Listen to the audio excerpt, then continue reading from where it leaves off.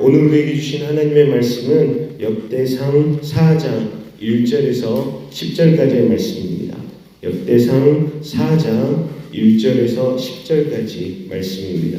제가 가진 성경으로는 구약 614페이지 정도 됩니다. 역대상 4장 1절에서 10절까지의 말씀을 저와 성도님들이 함께 읽도록 하겠습니다. 유다의 아들들은 베레스와 헤스론과 델미와 훌과 소발이라. 소발의 아들 르아야는 야핫을 낳고 야핫은 아우메와 랏을 낳았으니 이는 소라 사람의 종족이며 에담 조상의 자손들은 이스라엘과 이스마와 입바스와 그들의 매제 하술레보니와 그돌의 아버지 분우엘과 후사의 아버지 에셀이니 이는 다 베들레헴의 아버지 에브라다의 맏아들 홀의 소생이며 두고아의 아버지 아소올의 두 아내는 헬라와 나아라다. 나아라는 그에게 아우삼과 헤벨과 데므니와 하하스다라를 낳아 주었으니 이는 나아라의 소생이요 헬라의 아들들은 세렛과 이소알과 에드난이며 보스는 아눕과 소베바와 하룸의 아들 아하헬 종족을 낳았으며 야베스는 그의 형제보다 귀중한 자라. 그의 어머니가 이름하여 이르되 야베스라 하였으니 이는 내가 수고로이 낳았다 함이었더라. 야베스가 이스라엘 하나님께 아뢰어 이르되 주께서 내게 복을 주시려거든 나의 지역을 넓히시고 주의 손으로 나를 도우사 나로 환난을 벗어나 내게 근심이 없게 하옵소서 하였더니 하나님이 그가 구하는 것을 허락하셨더라. 아멘. 오늘 우리가 함께 읽을 말씀은 역대상 4장에서 8장까지의 말씀입니다.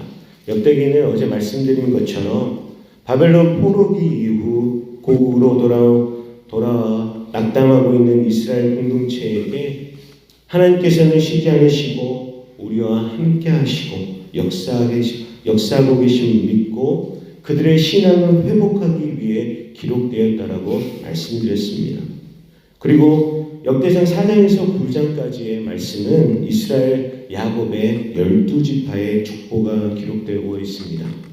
1장에서 3장이 다윗 왕조의 계보를 나타냄에 있어서 아담에서부터 다윗까지의 계보였다라면은 4장부터는 이스라엘 역사의 핵심이 되고 이스라엘 민족을 이루고 있는 구성원으로서 12지파에 대한 소개가 차례대로 기록되고 있습니다.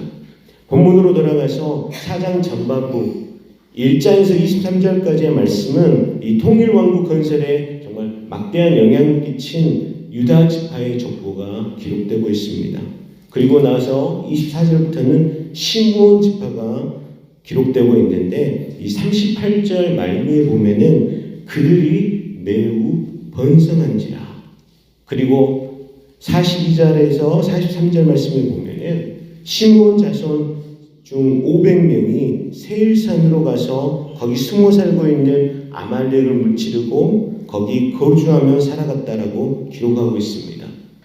역대기 기자는 의도적으로 이렇게 유다 지파와 시므온 지파의 계보를 통하여서 이스라엘 백성들이 가지고 있는 이 강인한 생명력을 보여주고 있으며 그 당시 상황적으로 많이 열악하고 힘들지만 그러함에도 여기까지 인도하고 계신 하나님의 계획하심이 있고 결국 우리를 선한 길로 인도하신다는 그 믿음을 이스라엘 민족에게 심어주고 있다는 것이죠.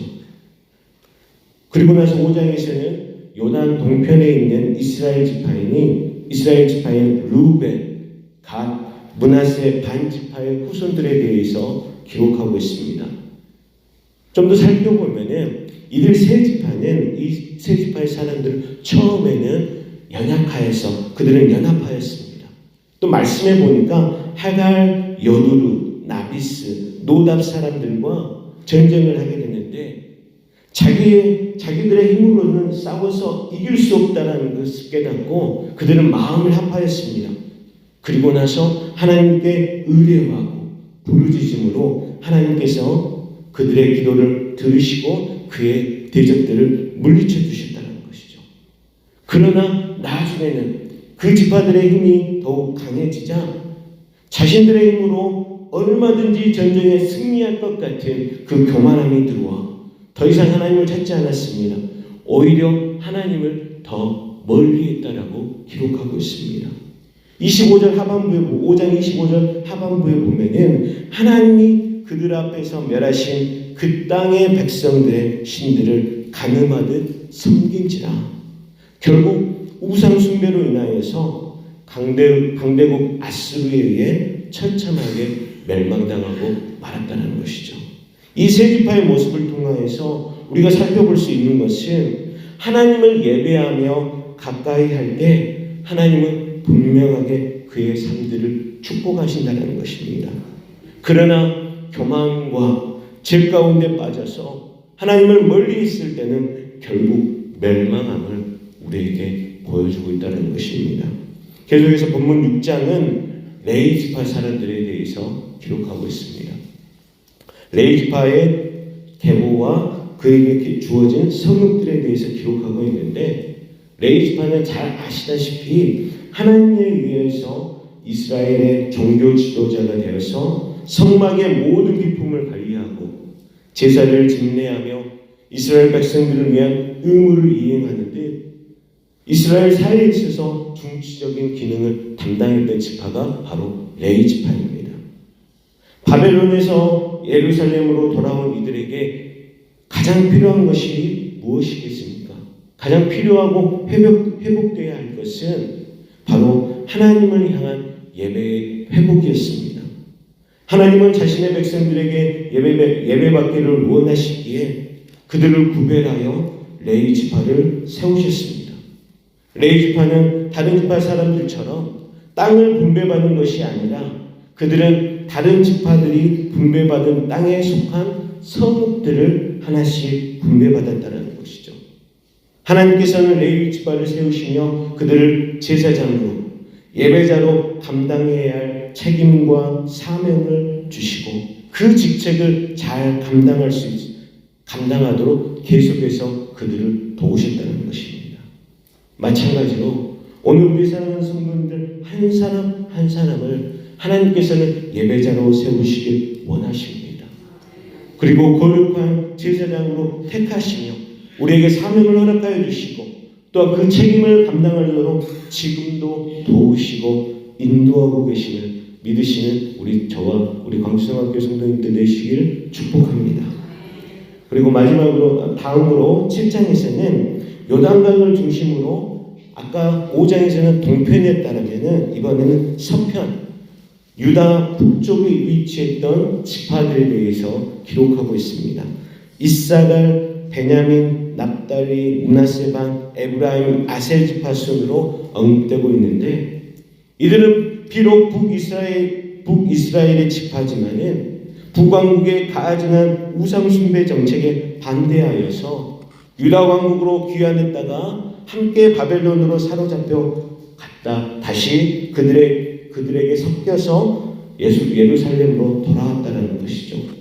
여기서 좀 더 조금 자세히 살펴보면은 5장에서 이어 7장까지는 이스라엘 12지파에 대해서 기록하고 있는데 그 지파 가운데 스불론 지파와 단 지파에 대한 기록이 없다는 것입니다.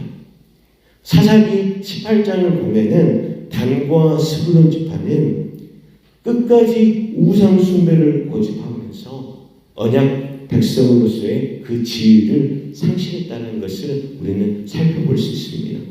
특히 단 지파는 자신의 기업을 차지하는데도 실패했었고 그 기업을 떠나 북쪽 라기스로 가서 우상 숭배 앞자리 노릇을 했다는 것입니다.